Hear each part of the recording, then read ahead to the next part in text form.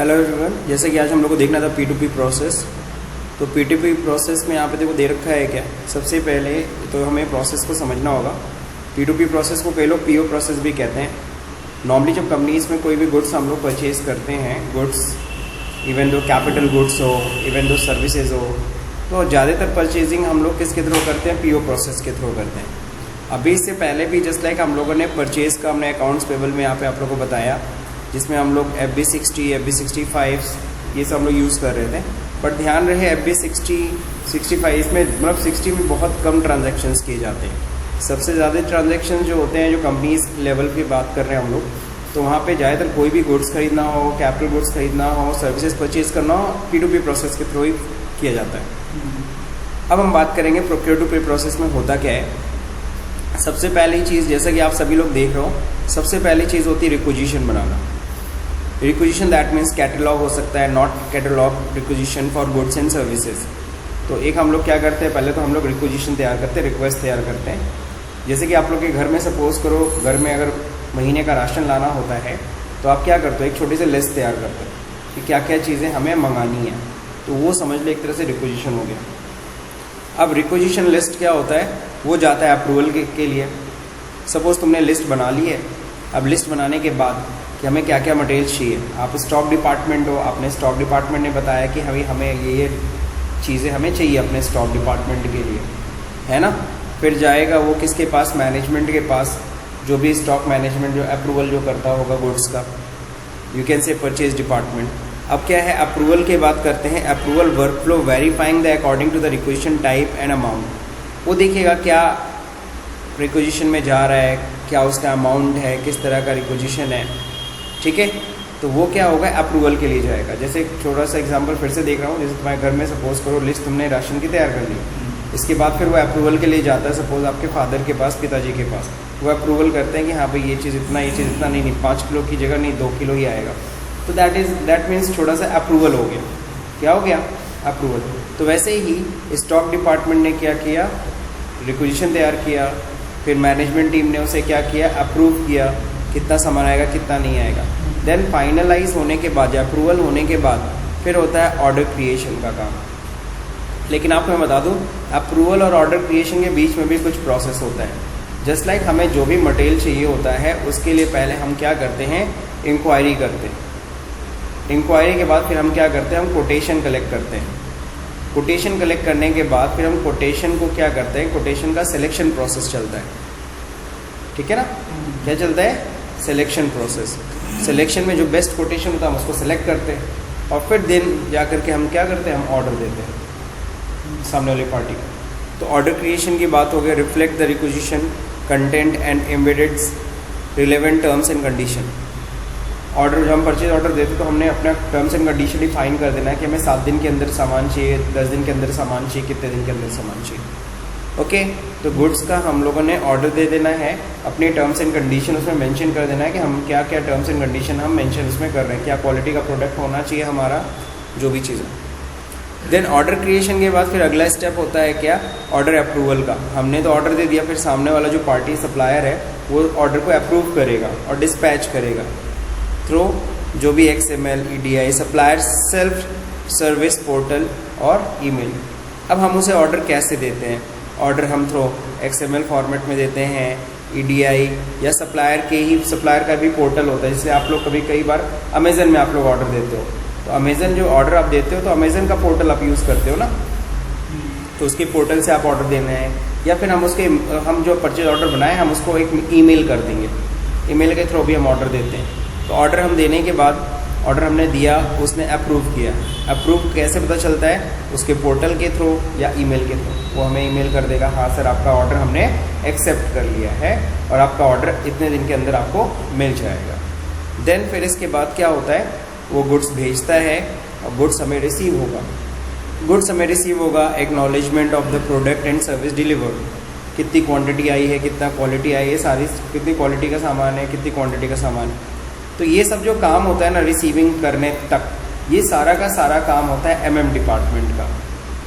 हर एक कंपनी में MM department जैसे एक मटेरियल मैनेजमेंट डिपार्टमेंट होता है, तो वो बेसिकली तैयार करता है रिक्वेजिशन, वो तैयार करता है अप्रूवल, फिर ठीक है ना, अप्रूव कराएगा, फिर ऑर्डर क्रिएट करेगा, फिर अप्रूवल के बाद फिर गुड्स को रिसीव करेगा।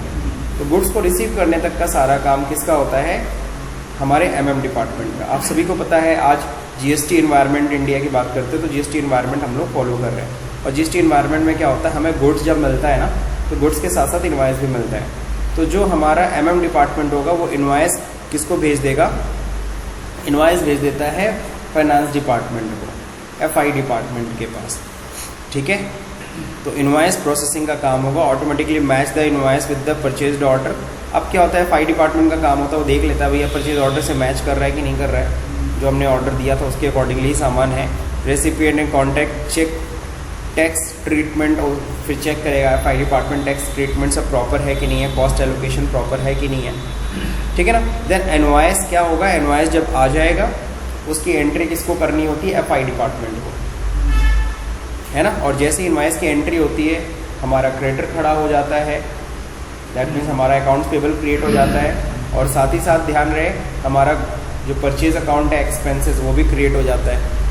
देन पेमेंट करने के लिए फाइनेंस ट्रेजरी अप्रूवल होता है कि भाई उतना पैसा हमें देना है, एंड देन जा करके हम उसे पेमेंट कर देते हैं। Finance team execute the batch for payment via single click periodically in a preferred mode of payment. Basically सामने वाला जो भी प्रिफर्ड मोड हमारा पेमेंट, हम जैसे एक चेक से पेमेंट करना था, हमें ऑनलाइन पेमेंट करना था, उसके थ्रू हम पेमेंट कर देते हैं। तो ये पूरा प्रोसेस होता है बेसिकली P2P प्रोसेस, जिसमें कि आपको मैं बता दूँ 2 डिपार्टमेंट मिलके काम करते हैं, एक MM डिपार्टमेंट और एक FI डिपार्टमेंट, जिसमें होता है मोस्ट ऑफ द वर्क जो होता है MM डिपार्टमेंट का ही होता है।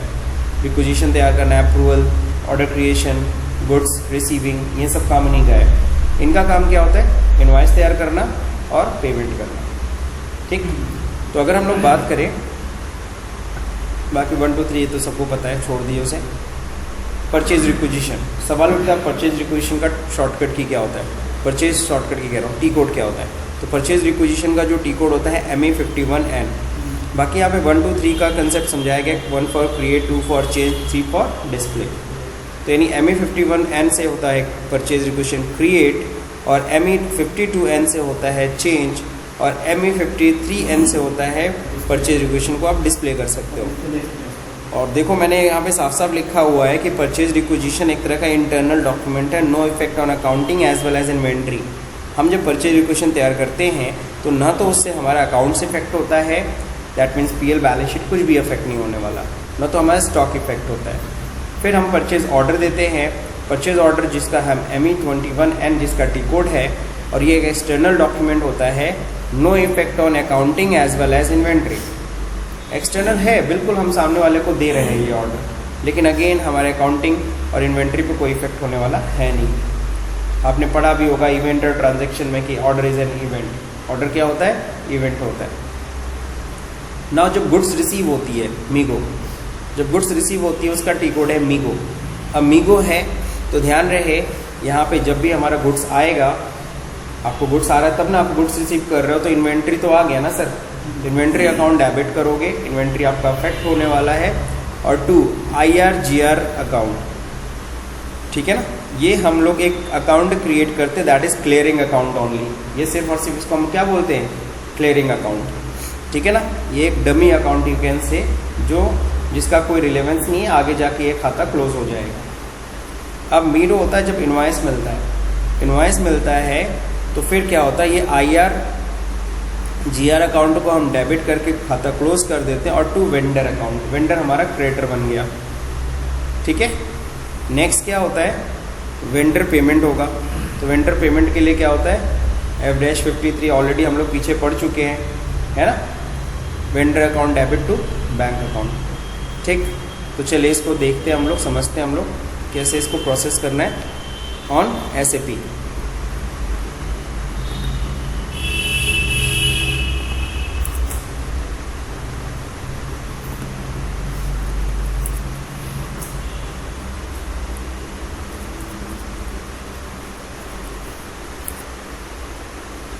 ओके, सबसे पहला चीज़ जो होता है वो है ME51N।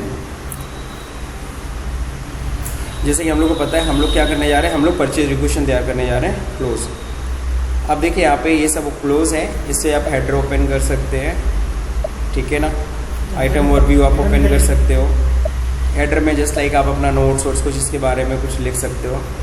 जैसे होता है ना, ये वेंडर पेमेंट करते तो हेडर में क्या लिखना चाहते हो तो वेंडर पेमेंट, वैसे यहाँ पे अब जब रिक्विजिशन तैयार करते हो तो याद होगा जब आप लोग बैठ के घर में राशन तैयार करते हो, राशन की लिस्ट, तो उसमें क्या चीज़ मेंशन करते हो, क्या आइटम चाहिए, क्या क्वांटिटी चाहिए।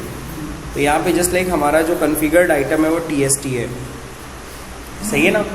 तो जस्ट लाइक हमने एक मटेरियल चूज़ कर लिया TST, ये हमें चाहिए, और फिर कितनी क्वांटिटी चाहिए, सपोज करो 10 क्वांटिटी चाहिए 10।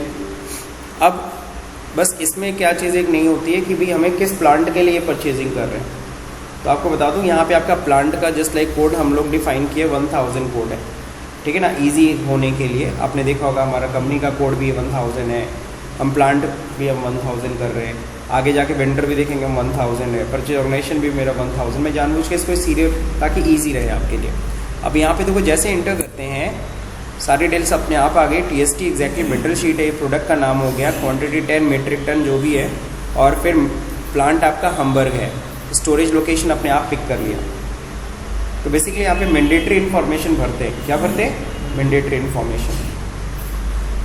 और मैंडेटरी इन्फॉर्मेशन कैसे हम डिसाइड करते हैं, अगर हम इसको अगर सेव करेंगे और अगर ये सेव नहीं होगा इसका मतलब समझ जाना फिर कोई मैंडेटरी इन्फॉर्मेशन मिसिंग है, और अगर सेव हो रहा है इसका मतलब हमने सारी मैंडेटरी इन्फॉर्मेशन ऑलरेडी फिल कर दिया है। तो मटेरियल हो गया, TST है, क्वांटिटी ठीक है, यहाँ पे आप और डिटेल्स देख सकते हो, क्या वैल्यूएशन ऑफ प्राइस आ रहा है ना, सोर्स ऑफ सप्लाई, यहाँ पे डिटेल्स आप चेक कर सकते हो, ठीक है ना।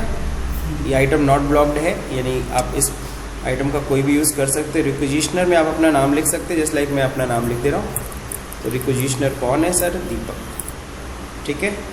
नो नेक्स्ट टेक्स्ट है, इसके बारे में कुछ अगर डिटेल्स नोट करना है तो आप नोट कर सकते हो, चाहे आइटम के बारे में, डिलीवरी टेक्स्ट के बारे में, चाहे कुछ और। डिलीवरी एड्रेस, ये हमारा एड्रेस रहेगा, ठीक है ना, जहाँ पे वो गुड्स डिलीवर होगी। तो फिर फाइनली तो अभी तो रिक्वेशन तैयार कर रहे हैं, फाइनली रिक्वेशन को हम लोग क्या करेंगे, हम लोग सेव कर देंगे।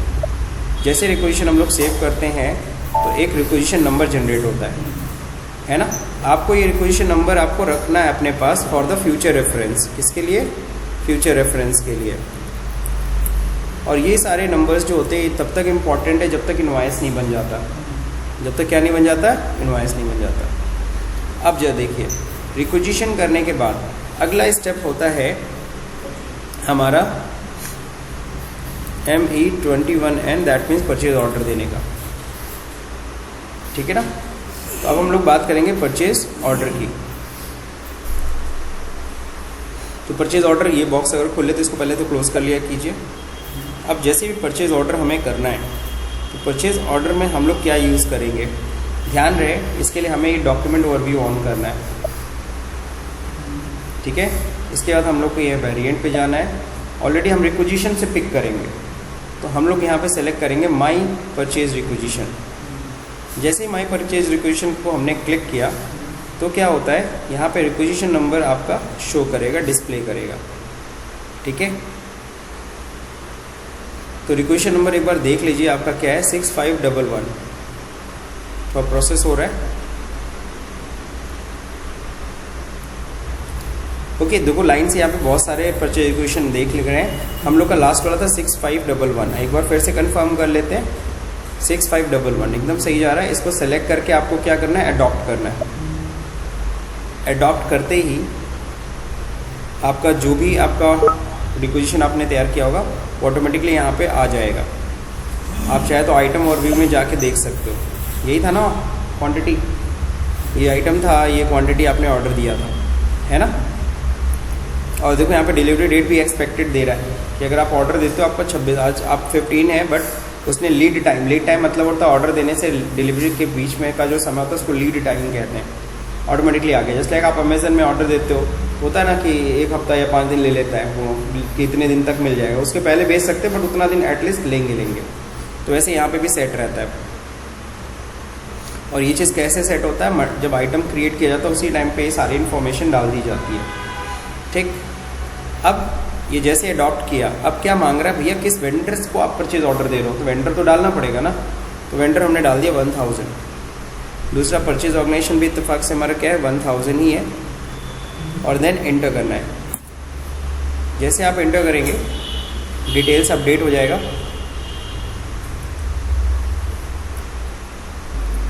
ओके, सो देखो यहाँ पे डिटेल्स अपने आप आ गई। पार्टी का नाम क्या है, CB बर्लिन और वेस्ट जर्मन जर्मनी।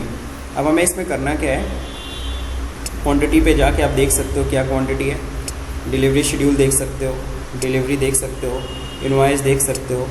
अब यहाँ पे टैक्स कोड है। अब टैक्स कोड फिलहाल तो हम लोग क्या करते हैं, टैक्स कोड यहाँ पे हम लोग डाल देते हैं। इनपुट हम लोग परचेज़ कर रहे हैं ना, इनपुट टैक्स 0%, टैक्स अभी 0% ले रहे हैं, बाद में हम लोग विद द टैक्सेस भी ले लेंगे, ठीक है ना। अब कंडीशंस की बात करते हैं। कंडीशंस आप देख लो, ग्रॉस प्राइस क्या है इसका, कितना डिस्काउंट हो जाएगा, कितने का क्या पड़ेगा, है ना। तो इस तरीके से अकाउंट असाइनमेंट और डिटेल्स आप चाहो तो देख सकते हो, होते बहुत सारी डिटेल्स हैं। हमने कोई नोट्स डाला नहीं था, एड्रेस डिलीवरी एड्रेस सेम आ रहा है, ठीक। तो फाइनली सब डिटेल्स आ गई है। आप आइटम और व्यू भी चेक कर सकते हो। Ctrl+S करके फाइनली इसको क्या करने वाले हैं, हम सेव करने वाले हैं। तो फाइनली देखो PO यहाँ पे क्रिएट हो गया है। PO को हम अगेन हम सेव करेंगे यहाँ पे। PO नंबर बहुत इंपॉर्टेंट होता है फर्दर प्रोसेसिंग के लिए। तो PO हमने क्रिएट कर लिया। देन PO क्रिएट करने के बाद अब क्या होता है, गुड्स हमारे पास आएगा। तो जब गुड्स हमारे पास आता है तो हम लोग जाते हैं मीगो में, ठीक है ना। तो मीगो का मतलब होता है /MIGO, ध्यान रहे। अब देखो यहाँ पे जब गुड्स की बात करेंगे, मीगो में गुड्स रिसीव कर रहे हैं तो यहाँ डिस्प्ले नहीं, यहाँ गुड्स रिसीट होना चाहिए। तो गुड्स रिसीट देख लीजिएगा। देन परचेज ऑर्डर नंबर मांग रहा है, तो PO नंबर आपको यहाँ पे पुट करना है। तो यहाँ देखिए PO नंबर ये दे रखा है, यहाँ से इसको कॉपी करिए, यहाँ पे इसको पेस्ट करिए। तो PO नंबर से ये ऑटोमेटिकली सारा डेटा पिक कर लेगा इंटर करते ही। देखो गुड्स आ गया, क्या आया, मेटल शीट आया। अब यहाँ पे आपको इन्फॉर्मेशन देनी पड़ेगी कि जो भी गुड्स आया सब सही है कि नहीं सही है। क्वांटिटी पहले बता दीजिए कितनी क्वांटिटी डिलीवर हुई। तो 10 पीस ऑर्डर दिया था, पूरा 10 पीस आ गया। अगर 5 पीस आया होता तो 5 पीस लिखते है ना, 8 पीस आया होता तो 8 पीस लिखते। फिलहाल तो हम मान रहे हैं कि जितना हमने ऑर्डर दिया उतना ही सामान आ गया। इंटर करिए इस पर, ठीक है ना। अब साथ ही साथ आइटम ओके पे टिक करिए और एक बार इंटर दबा दीजिए। तो यहाँ पे भी देखिए आइटम ओके पे टिक हो गया। दैट मीन्स हमने जो गुड्स ऑर्डर दिया था वो सभी सही सलामत हमारे पास आ गई है, ठीक। और यहाँ पे कुछ करना नहीं होता है, आपने गुड्स रिसीव कर लिया। गुड्स रिसीव करने के बाद अगेन आपको अगर ये सब डिटेल्स चेक करना चाहते हो तो चेक कर सकते हो। देखो यहाँ पे ऑर्डर में रिक्विजिशनर नेम भी देखो आ रहा है ना। तो ये सब अकाउंट असाइनमेंट है। फाइनली अब हम इसे क्या करेंगे, सेव करेंगे। तो ये देखो गुड्स हमारा रिसीव हो गया है, मटेरियल डॉक्यूमेंट नंबर जनरेट हो गया। अगेन इस मटेरियल डॉक्यूमेंट नंबर को भी हम क्या करेंगे, हम इसको अगेन नोट कर लेंगे अपने नोटपैड की फाइल में, ठीक है। अब अगर सपोज करो इसको देखना है हमें कि FI डॉक्यूमेंट क्या जनरेट होता है। जैसे कि मैंने आपको यहाँ पे समझाया था कि जब गुड्स रिसीव करोगे तो inventory account debit to GR IR account credit होता है। इसको एक बार एंट्री में देख सकते हैं आप। देखने के लिए देखो कहाँ पे जाना है, यहाँ पे मीगो में तो होता नहीं 1 2 3 का कंसेप्ट, तो यहीं पे हम लोग बेसिकली डिस्प्ले कर लेते हैं, ठीक है ना। और जैसे हम लोग डिस्प्ले करेंगे मटेरियल नंबर, बाय डिफ़ॉल्ट तो लास्ट वाला आ जाता है। और अगर लास्ट वाला नहीं आता तो हम यहाँ से क्या करते, इसको कॉपी करते और यहाँ पे पेस्ट कर लेते, एंड देन एंटर करते ही आ गया डिटेल, सेम चीज़ था। अब यहाँ पे डॉक्यूमेंट इन्फो में एक बार आप जाइए आप, और एक बार FI डॉक्यूमेंट आप, गुड्स मूवमेंट है, FI डॉक्यूमेंट एक बार चेक कर लीजिए। जैसे FI डॉक्यूमेंट आप चेक करेंगे तो आपको एंट्री बेसिकली दिख जाएगा क्या डेबिट हो रहा है, क्या क्रेडिट हो रहा है। तो यहाँ पे देखो अकाउंट डॉक्यूमेंट दिखा रहा है, इसको क्लिक करके डबल क्लिक भी कर सकते हो इस पर। अकाउंट डॉक्यूमेंट हम देखना चाहते हैं, देखो इन्वेंट्री रॉ मटेरियल है ये, तो इन्वेंट्री अकाउंट डेबिट, इन्वेंट्री आ रहा है, और GR IR अकाउंट क्रेडिट हो रहा है। सेम वही एंट्री जो एंट्री मैंने आपको यहाँ समझाई थी, inventory account debit to GR IR account, जो कि क्लियरिंग अकाउंट है, ये क्रेडिट हो जाता है, ठीक। तो ये हमने एंट्री देख लिया। अब बाहर आएंगे। अब हमें क्या करना है, अब हमें इनवॉइस प्रोसेस करना है। जैसे कि सबको पता है गुड्स रिसीव होने के बाद जो इनवॉइस होता है वो फॉरवर्ड कर दिया जाता है किसके पास, FI टीम के पास। तब आपकी जिम्मेदारी होगी इनवॉइस की एंट्री करना। तो इनवॉइस एंट्री करने के लिए आप सभी को पता है जो T कोड होता है वो क्या होता है, MIRO, देखिए, ठीक है ना। इनवॉइस रिसीट होगा, कोई नहीं, डिस्कनेक्ट हो गया। इनवॉइस रिसीप्ट के लिए मीरो करते हैं, ठीक है।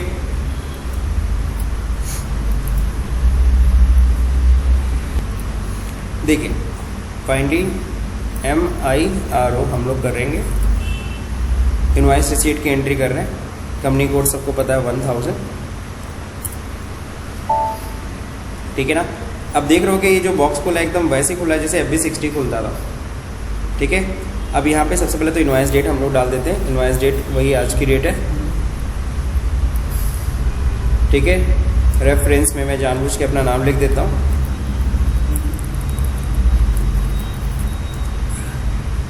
(15/04).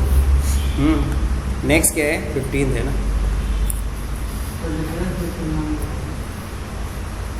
ताकि आइडेंटिफाई करने के लिए, बिकॉज आइडेंटिफाई करने के लिए मैंने रेफरेंस नेम दिया है। वैसे तो बहुत सारे भी ऑर्डर आएंगे ना, ताकि हम अपने इजी वे में अपना डॉक्यूमेंट नंबर सर्च कर सके। अब यहाँ पे क्या है, अमाउंट, कितने अमाउंट का अमाउंट तो हमें पता नहीं है। बीइंग गुड्स परचेज है ना, एंट्री करनी है हमें। अब यहाँ पे परचेज ऑर्डर नंबर, तो यहाँ पे PO नंबर बस हमें पुट करना है। तो PO नंबर यहाँ से हम लोग कॉपी करते हैं, ध्यान रहे PO नंबर है। तो परचेज ऑर्डर नंबर आपको ले आना है यहाँ पे पेस्ट कर देना है और देन इंटर करना है। अपने आप सारा डिटेल्स पिक कर लेगा, है ना। अमाउंट भी आ गया। अब यहाँ पे क्या करना होगा, यहाँ पे आपको ये देखो होता क्या है बेसिकली, बुकिंग होगी। आप इनवॉइस बुकिंग कर रहे हो ना, फाइनल, हम बोले हाँ इनवॉइस बुकिंग हम कर रहे हैं, ठीक है ना। अब यहाँ पे देखो टैक्स अमाउंट क्या है। तो अगर हम लोग बात करें, याद है 0% इनपुट टैक्स हमने लिया था।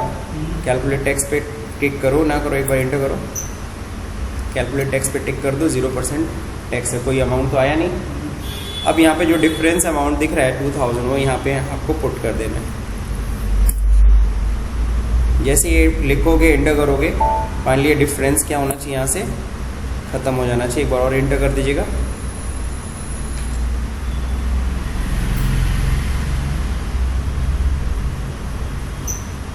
हो गया, फाइनली 0 डिफरेंस। ये ध्यान रहे जो अमाउंट जो चल रहा है वो US डॉलर में चल रहा है।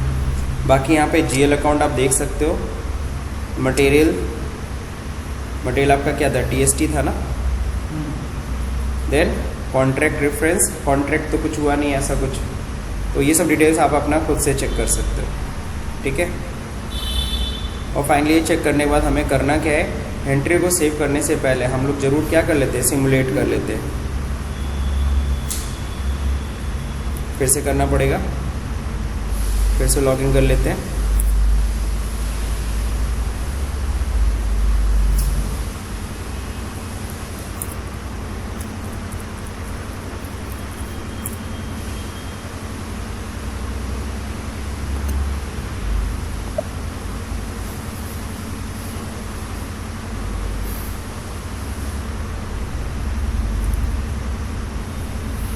MIRO फिर से करते हैं हम लोग।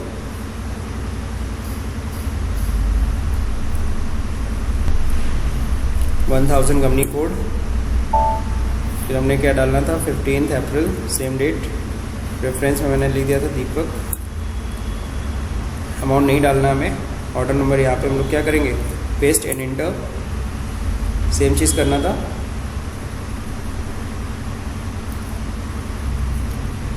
फिर इसके बाद क्या करना था, invoice booking, okay, and then आप टैक्स का रेट और यहाँ पे एक बार एंटर करिए, टैक्स कैलकुलेट पे टिक करिए, कोई अमाउंट नहीं आएगा। फाइनली टोटल अमाउंट कितना, 2000, यहाँ डिफरेंस अमाउंट देख करके यहाँ पे भर लेंगे। देन इंटर, एक बार 2 बार एंटर करना पड़ेगा। फाइनली 0 हो गया। फाइनली आप क्या कर सकते हो, जैसे कि मैंने बोला था ये सब चेक कर सकते हो। और फाइनली सिमुलेट करके एक बार चेक कर लो एंट्री बन क्या रही है। तो एंट्री बन रही है क्या, CEB बर्लिन, ये क्रेडिट हो रहा है हमारा पार्टी, और एक GR/IR डेबिट होके देखो ख़त्म हो जा रहा है। ये एंट्री देखो यहाँ पे मैंने सिखाया था आपको, IR/GR डेबिट हो जाएगा और टू वेंडर हो जाएगा। तो वेंडर यहाँ पे क्या नाम है, CEB बर्लिन, वो क्रेडिट हो रहा है, ठीक है। फाइनली इसको हम पोस्ट कर सकते हैं यहीं से, एंट्री को फाइनली यहीं से हम पोस्ट कर दे रहे हैं।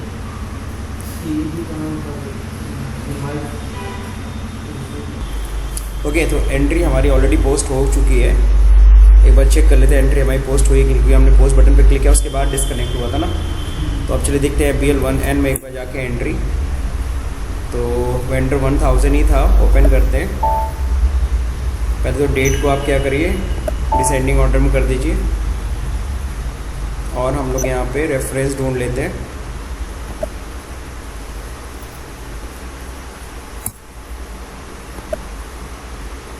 इनवॉइस रेफरेंस नहीं चाहिए, फाइंड नेक्स्ट करिए, रेफरेंस चाहिए एंड देन कॉपी।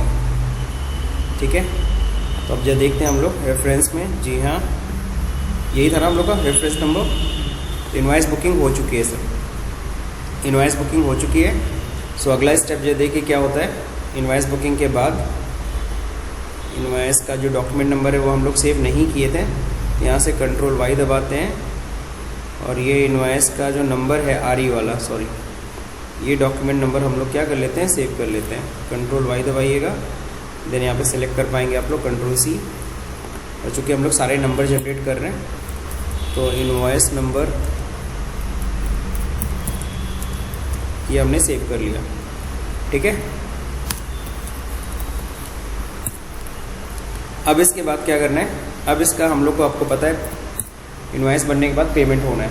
क्या होना है, पेमेंट। हो सकता है गुड्स रिसीव, गुड्स कुछ रिटर्न का भी प्रोसेस हो, तो गुड्स रिटर्न प्रोसेस हम लोग नेक्स्ट वीडियो में देखेंगे। फिलहाल तो हम लोग सीधे हम लोग देखते हैं अगला step, that is vendor payment. Invoice के बाद वेंडर पेमेंट जो हमें करना है F-53 से, जो ऑलरेडी आप लोग पीछे के अकाउंट्स पेबल में कर चुके हो। सबसे पहले डेट 15 अप्रैल 2023 KZ हो जाएगा। पेमेंट है, डॉक्यूमेंट हेडर वेंडर पेमेंट कर लेते हैं।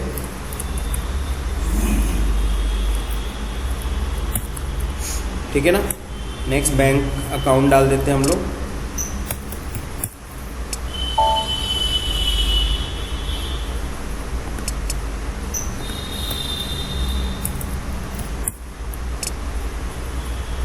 तो यहाँ पे HDFC बैंक में ले रहा हूँ अपना।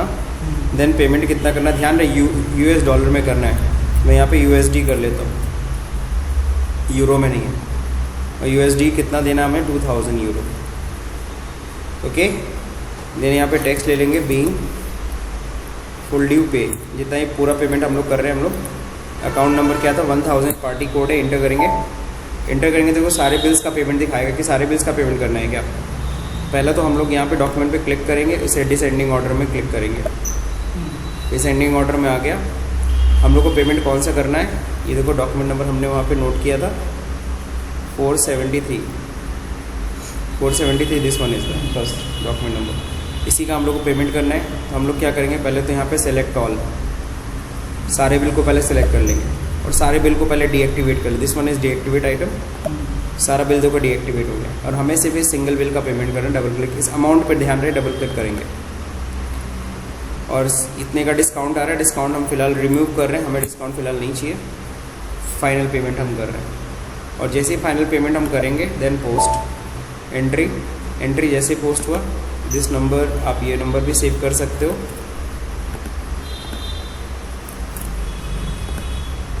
अब क्या कर सकते हो, आप जाके तुरंत क्या करो, रिपोर्ट चेक करो। FBL1N ओपन आइटम में तो नहीं दिखेगा, आप क्लियर आइटम में दिखना चाहिए। डॉक्यूमेंट नंबर सेलेक्ट करो, डिसेंडिंग ऑर्डर में क्लिक करो। दिस वन इज 541 का पेमेंट 5412 से हो गया। एक मिनट, मैं सही देख रहा हूँ ना, 541 ही था, नहीं 473 था,